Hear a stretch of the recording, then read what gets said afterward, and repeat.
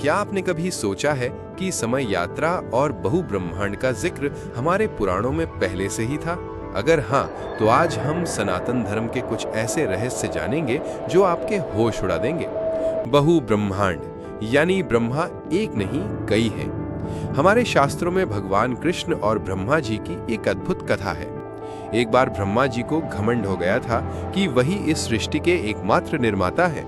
तब कृष्ण ने अपनी माया से अलग अलग ब्रह्मांडों से कई ब्रह्माओं को एक साथ बुलाया। हर ब्रह्मा के सिरों की संख्या अलग अलग थी। ये देखकर ब्रह्मा जी समझ गए कि वो ब्रह्मांडों में से सिर्फ एक ही ब्रह्मा है।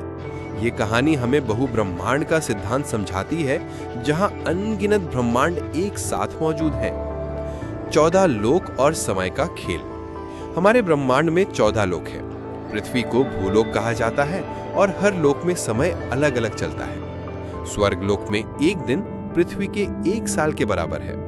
ब्रह्मा जी के लोक सत्यलोक में उनका एक दिन पृथ्वी के 4.32 अरब सालों के बराबर है। ये तथ्य आइंस्टाइन के सापेक्षता के सिद्धांत से मेल खाते हैं, जो साबित करता है कि हमारे पूर्वजों को ब्रह्मांड के गहरे रहस्यों का ज्ञान था। मृत्यु के बाद का सफर। मृत्यु के बाद भी कहानी खत्म नहीं होती। जब कोई व्यक्ति मरता है तो उसकी आत्मा भौतिक शरीर को छोड़कर सूक्ष्म शरीर में 13 दिनों तक अपने परिवार के आसपास रहती है। इसके बाद वो प्रेत शरीर धारण कर पितृलोक की यात्रा शुरू करती है। इस यात्रा के दौरान आत्मा का एक दिन पृथ्वी के 1 महीने के बराबर होता है। यही कारण है कि हिंदू धर्म में मासिक पिंडदान का विधान है, ताकि आत्मा को पितृलोक की लंबी यात्रा के लिए भोजन और ऊर्जा मिलती रहे। ये बताता है कि हमारा अस्तित्व सिर्फ इस एक जीवन तक सीमित नहीं है, बल्कि ये पुनर्जन्म के चक्र में लगातार चलता रहता है, जहां हर जीवन का मकसद खुद को बेहतर बनाना है।